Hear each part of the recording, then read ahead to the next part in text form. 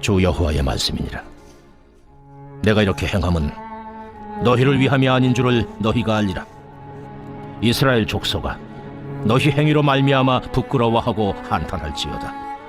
주 여호와께서 이같이 말씀하셨느니라.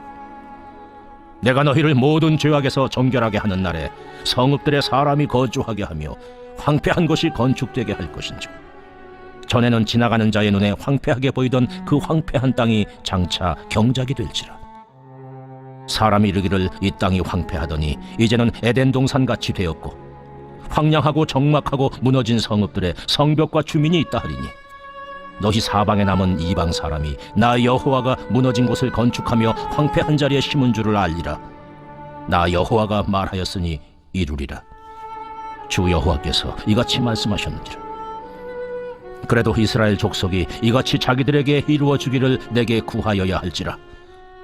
내가 그들의 수요를 양떼같이 많아지게 하되 제사 드릴 양떼, 곧 예루살렘이 정한 절기의 양무리같이 황폐한 성읍을 사람의 떼로 채우리라.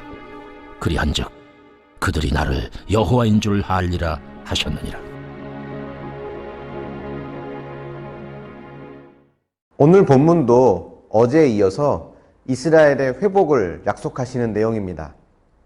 그런데 32절을 보면 하나님께서 이스라엘을 회복시키시는 이유를 말씀해 주시는데요. 내가 이렇게 행함은 너희를 위함이 아닌 줄을 너희가 알리라.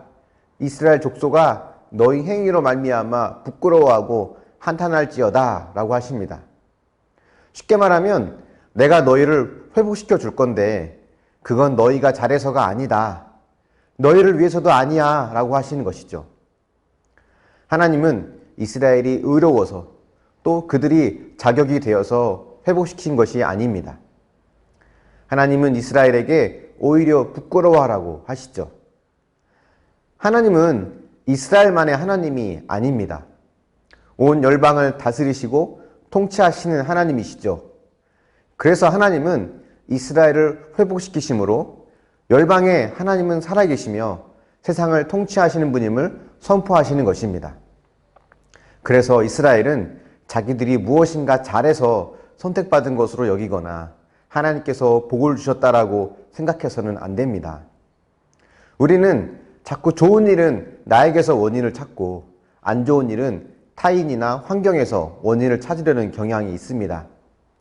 저도 이 본문을 묵상하면서 이런 생각이 듭니다. 우리 교회가 코로나로 어려운 시기임에도 불구하고 많은 분들이 한결같이 기도해 주시고 후원해 주신 덕에 큰 어려움 없이 지낼 수 있는 것은 내가 의롭거나 내가 뭔가를 잘해서가 아니라 우리 교회를 통해 구원받고 회복될 영혼이 있기 때문이라는 생각이 듭니다. 그래서 이런 고백을 할 수밖에 없는 것 같습니다. 나의 나 된 것은 하나님의 은혜입니다. 하나님께서 이스라엘에게 약속하신 것처럼 여러분의 삶도 회복하시고 형통케 하실 것을 믿습니다. 그때마다 오늘의 본문을 떠올려 보십시오. 그것은 내가 의로워서가 아니라 하나님의 이름이 높임을 받고 누군가의 구원과 회복을 위해 나에게 그런 은혜를 주신 것임을 기억할 수 있길 바랍니다. 이걸 안다면 우리가 교만할 수 없죠. 오히려 겸손하며 하나님 주신 은혜에 감사할 수밖에 없습니다. 하나님께서 주시는 회복의 내용이 또 본문에 구체적으로 나오는데요. 먼저는 식량을 풍족히 하여 기근을 없애겠다고 하십니다. 그리고 폐허가 된 땅을 다시 일으키시겠다고도 하십니다. 또 인구가 많아지겠다고도 하시죠. 이 세 가지는 바벨론에서 돌아온 이스라엘 백성들이 맞닥뜨리게 되는 현실적인 문제였습니다. 말씀을 보면 하나님께서 얼마나 이스라엘의 형편과 처지를 잘 아시는지 알게 됩니다. 그들의 현실적인 문제를 정확히 아시고 그 문제를 회복시켜 주심으로 그들의 삶을 형통케 하신다는 거죠. 흔히 금수저 출신의 사람들은 흙수저의 애환을 모르지 않을까 이런 생각을 하죠. 마찬가지로 천국에 계신 하나님도 땅에서 고통받는 우리의 현실을 모르시지 않을까 이런 생각을 가끔 하기도 합니다. 하지만 그렇지 않다는 걸 우리는 믿습니다. 하나님은 우리의 삶을 누구보다 잘 아십니다.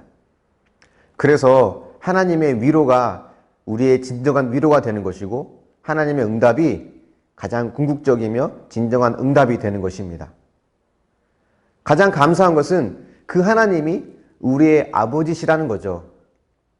진정한 아버지 되시는 하나님께서 저와 여러분의 형편을 누구보다 아시며 가장 아픈 부분을 어루만져 주시는 것을 믿으시기 바랍니다. 때론 재앙의 말씀을 주시지만 궁극적으로는 이런 회복과 은혜를 주시려는 것이 하나님의 마음임을 알고 지금의 황폐함 속에서 하나님의 은혜를 기대하고 겸허히 하나님을 바라보는 저와 여러분이 되기를 축원합니다. 묵상해 보십시오. 내가 의롭고 실력이 좋아서 은혜를 받는 것이라는 생각을 하지 않았습니까? 형통과 은혜 속에서 내가 부끄러워해야 할 죄를 볼 수 있습니까? 세밀하게 내 형편을 아시는 하나님을 언제 경험하셨습니까? 기도하겠습니다.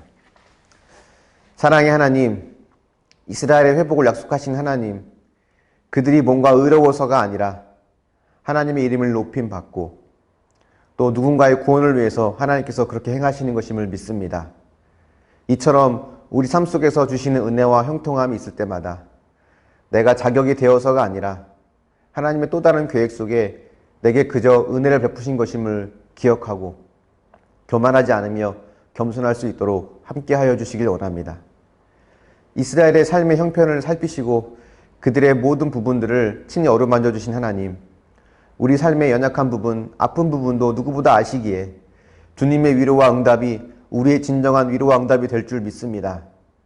날마다 찾아와 주셔서 우리의 마음을 만져주시고 하나님의 진정한 위로를 경험할 수 있도록 도우시고 인도하여 주시옵소서. 감사드리며 예수님의 이름으로 기도합니다. 아멘.